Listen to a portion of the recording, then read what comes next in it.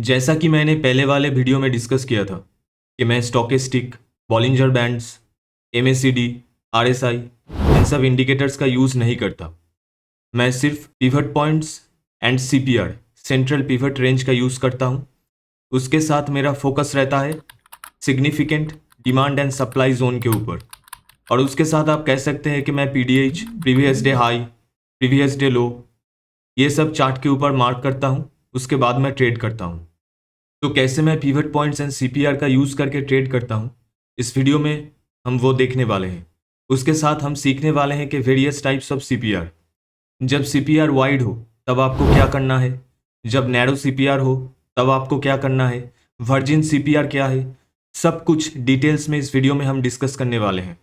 तो ये वीडियो बहुत ही इंटरेस्टिंग होने वाला है। बिना स्किप किए वीडियो को अंत तक ज़रूर देखना, बहुत कुछ सीखने को मिलेगा। तो चलिए बिना किसी टाइम वेस्ट किए शुरू करते हैं।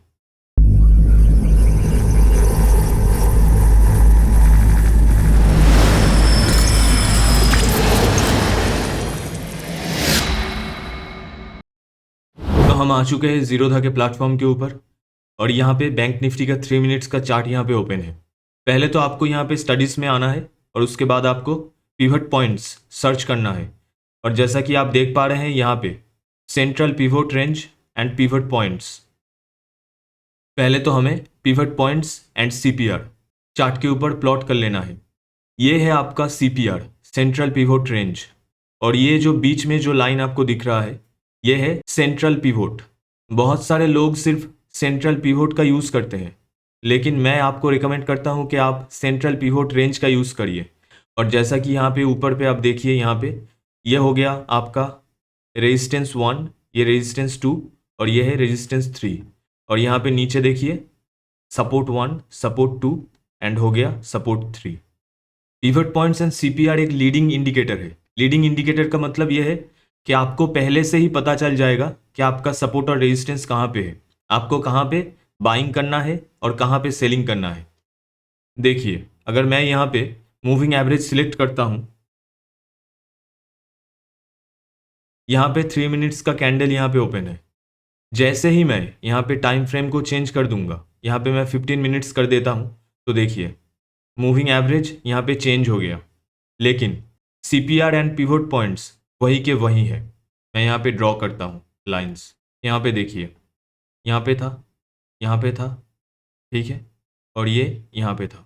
अब देखिए मैंने यहाँ पे टाइम फ्रेम को चेंज करके 1 मिनट कर दिया, लेकिन उसके बाद भी CPR एंड पिवट पॉइंट्स जहाँ था वही है, लेकिन मूविंग एवरेज टाइम फ्रेम के साथ चेंज हो गया।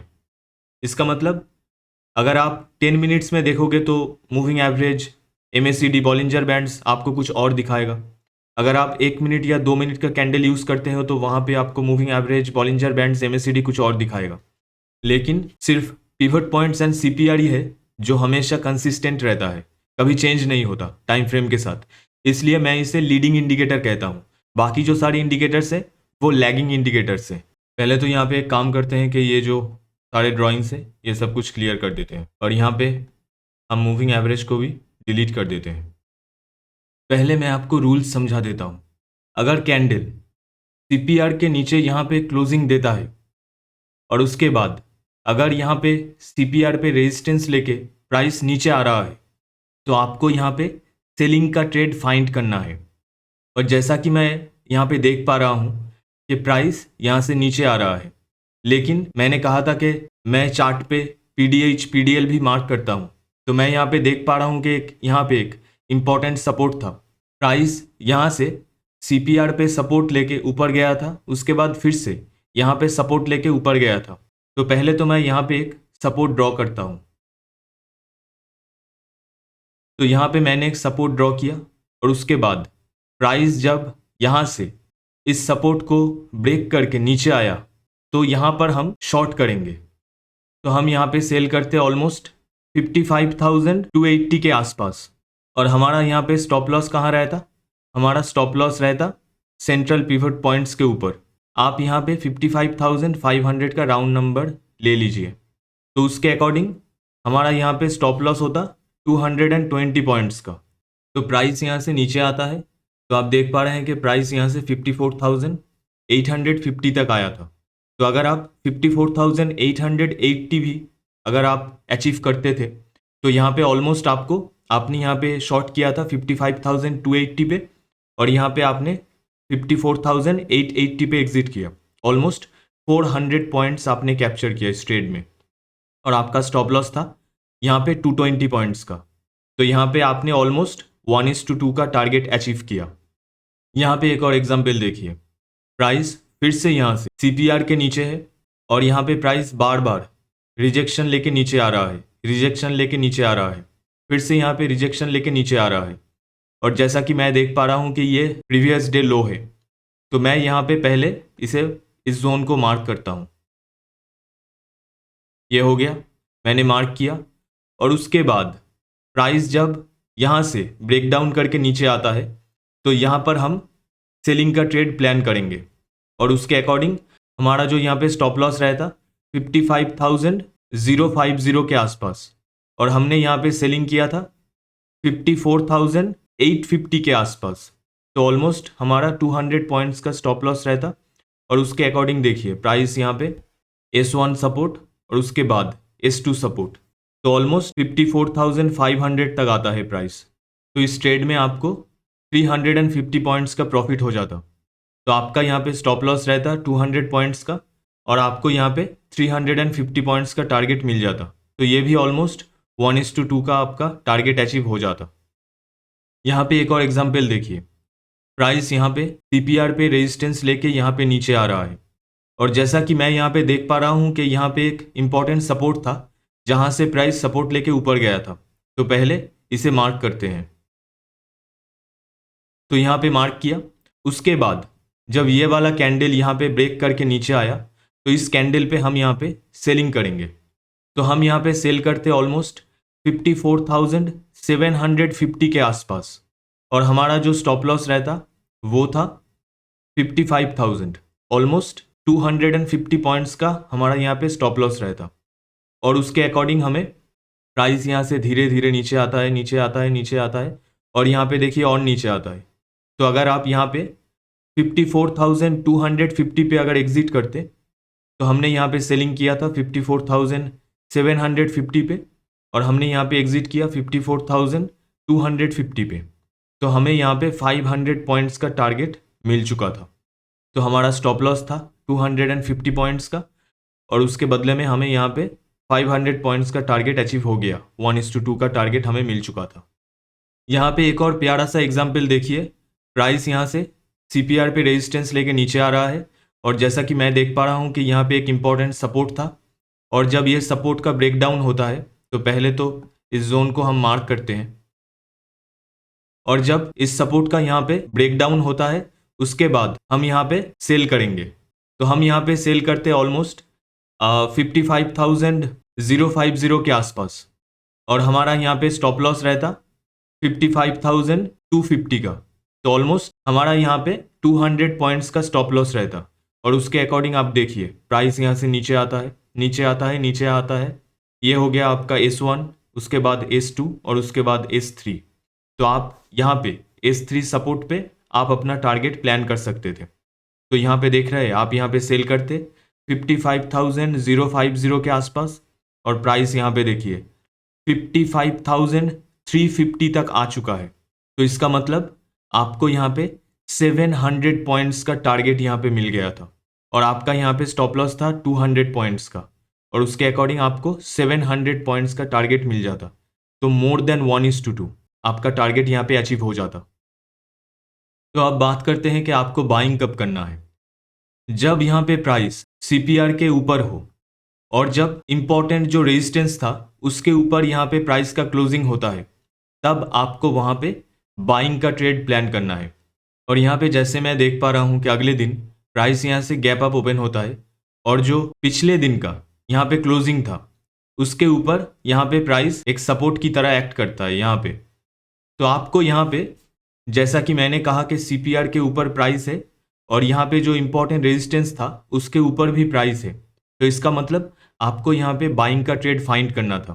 तो यहाँ पे अगर आप बाइंग करते तो देखिए प्राइस यहाँ से धीरे धीरे ऊपर जाता है, ऊपर जाता है, ऊपर जाता है, उसके बाद प्राइस यहाँ से और ऊपर जाता है और ऊपर जाता है। तो अगर आप यहाँ पे बाइंग करते 52,600 पे, तो यहाँ पे प्राइस देखिए क्लोजिंग के वक्त 53,150। तो इसका मतलब आपको यहाँ पे मोर देन 500 पॉइंट्स का प्रॉफिट हो चुका था। लेकिन उसके अगले दिन देखिए प्राइस फिर से CPR के ऊपर है और यहाँ पे जो इम्पोर्टेंट क्लोजिंग था पिछले दिन का उसके ऊपर भी प्राइस है। तो इसका मतलब यहाँ पे एक सपोर्ट की तरह एक्ट कर रहा है प्राइस इस रेंज पे। तो यहाँ पे फिर से अगर आप बाइंग करते इस कैंडल पे 53,250 पे, तो यहाँ पे फिर से प्राइस यहाँ से ऊपर जाता है ऊपर जाता है ऊपर जाता है और यहाँ पे जो S3 रेजिस्टेंस था ऑलमोस्ट यहाँ पे अगर आप टारगेट बुक करते तो यहाँ से कितने पॉइंट्स आपको मिले 53,250 पे यहाँ पे आपने बाइंग किया और यहाँ पे आपको 54,350 ऑलमोस्ट 1100 पॉइंट्स का आपको यहाँ पे टारगेट मिल जाता। और उसके अगले दिन देखिए फिर से यहाँ पे गैप अप होता है और प्राइस फिर से ऊपर जाता है। अगर प्राइस यहाँ पे CPR के ऊपर है और जो इम्पोर्टेंट रेजिस्टेंस था उसके ऊपर अगर प्राइस सपोर्ट लेके या फिर उसे ब्रेक करके ऊपर जा रहा है तो यहाँ पे आपको बाइंग ही करना है, यहाँ पे आपको सेलिंग नहीं करना। और आपका स्टॉप लॉस कहाँ पे रहेगा? पिछले स्विंग के नीचे आपका स्टॉप लॉस रहेगा। यहाँ पे एक और एग्जाम्पल देखिए, प्राइस यहाँ पे CPR के ऊपर है और यहाँ पे जो एक इम्पॉर्टेंट रेजिस्टेंस था या फिर आप कह सकते हैं कि PDH प्रीवियस डे हाई था, तो जब प्राइस उसके ऊपर ब्रेकआउट करता है तब हमें यहाँ पे बाइंग का ट्रेड प्लान करना था। तो पहले तो मैं ये जो रेजिस्टेंस था इसे मैं चार्ट के ऊपर मार्क करता हूँ। ये हो गया, मैंने यहाँ पे मार्क किया। और उसके बाद जब प्राइस यहाँ पे ब्रेक करके ऊपर जाता है यहाँ पे, तो हम यहाँ पे 50,180 के आसपास यहाँ पे बाइंग करते और हमारा यहाँ पे स्टॉप लॉस रहता 49,980 का। ऑलमोस्ट 200 पॉइंट्स का हमारा यहाँ पे स्टॉप लॉस रहता। और उसके अकॉर्डिंग देखिए प्राइस यहाँ से ऊपर जाता है ऊपर जाता है 50,500। तो यहाँ पे हमें ऑलमोस्ट 300 पॉइंट्स का टारगेट यहाँ पे अचीव हो जाता। और उसके बाद देखिए प्राइस यहाँ से फिर से ऊपर जाता है फिर से यहाँ पे और ऊपर जाता है। तो अगर आप यहाँ पे बाइंग करते तो पहले तो आपको यहाँ पे 300 पॉइंट्स का टारगेट मिल जाता। उसके बाद प्राइस जो था यहाँ पे अगले दिन PDH के ऊपर यहाँ पे ओपन होता है। यहाँ पे जो रेजिस्टेंस था वहाँ पे प्राइस सपोर्ट लेके ऊपर जा रहा है। तो आपको यहाँ पे एक चीज़ ध्यान में रखना है कि जो रेजिस्टेंस था अगर प्राइस उसके ऊपर निकल जाता है तो वो सपोर्ट बन जाता है, तो वो एक सपोर्ट की तरह एक्ट करता है। जैसा कि यहाँ पे जो R1 रेजिस्टेंस था वो यहाँ पे क्लियरली सपोर्ट की तरह एक्ट कर रहा है और प्राइस यहाँ पे सपोर्ट लेके ऊपर जा रहा है। तो यहाँ पे अगर फिर से आप यहाँ पे बाइंग करते तो आपका यहाँ पे स्टॉप लॉस होता ऑलमोस्ट 200 पॉइंट्स के आसपास। यहाँ पे आप बाइंग करते 51,000 पे और आपका यहाँ पे स्टॉप लॉस होता 50,700 के आसपास। तो आपका यहाँ पे 300 पॉइंट्स का स्टॉप लॉस होता। और उसके अकॉर्डिंग आप यहाँ पे देखिए प्राइस ऊपर जा रहा है तो ऑलमोस्ट ये 51,700 तक गया था। तो ऑलमोस्ट 300 पॉइंट्स का आपको स्टॉप लॉस और उसके बदले में यहाँ पे 700 पॉइंट्स का आपको टारगेट अचीव हो जाता। तो यहाँ पे एक और एग्जांपल देख लेते हैं। प्राइस यहाँ पे गैप अप ओपन होता है और उसके बाद यहाँ पे जो 8-2 रेजिस्टेंस है उसके ऊपर यहाँ पे प्राइस सपोर्ट लेके ऊपर जाने की कोशिश करता है। और जैसा कि हम यहाँ पे देख पा रहे हैं कि पिछले दिन का प्राइस यहाँ पे एक रेंज पे था, अगले दिन उसका यहाँ पे ब्रेकआउट होता है। जब प्राइस ऊपर जाता है, मैं यहाँ पे मार्क करता हूँ, तो यहाँ पे प्राइस जैसे ऊपर जाता है तो हम यहाँ पे बाइंग करते 48,850 के आसपास और हमारा यहाँ पे स्टॉप लॉस रहता 48,620 के आसपास। तो यहाँ पे ऑलमोस्ट 300 पॉइंट्स का यहाँ पे हमारा स्टॉप लॉस रहता। तो यहाँ से प्राइस जब ऊपर जाता है, ये हो गया आपका R1 रेजिस्टेंस, R2 R3, ये जब क्रॉस करता है प्राइस और ऊपर जाता है, उसके बाद फिर से यहाँ पे सपोर्ट लेके और ऊपर जाता है। तो यहाँ पे 49,400 के आसपास यहाँ पे प्राइस गया था। तो हमें यहाँ पे इजीली, बहुत ही इजीली 500 पॉइंट्स का टारगेट अचीव हो जाता। तो हमारा यहाँ पे स्टॉप लॉस रहता 300 पॉइंट्स के आसपास और हमारा यहाँ पे 500 पॉइंट्स का टारगेट अचीव हो जाता। तो ऑलमोस्ट 1:2 का टारगेट हमें मिल जाता इस ट्रेड में भी। अब बात करते हैं वेरियस टाइप्स ऑफ CPR। तो पहला जो CPR का टाइप है वो है नैरो CPR। तो नैरो CPR का मतलब ये है कि वहाँ पे एक पोटेंशियल बिग मूव आ सकता है प्राइस में।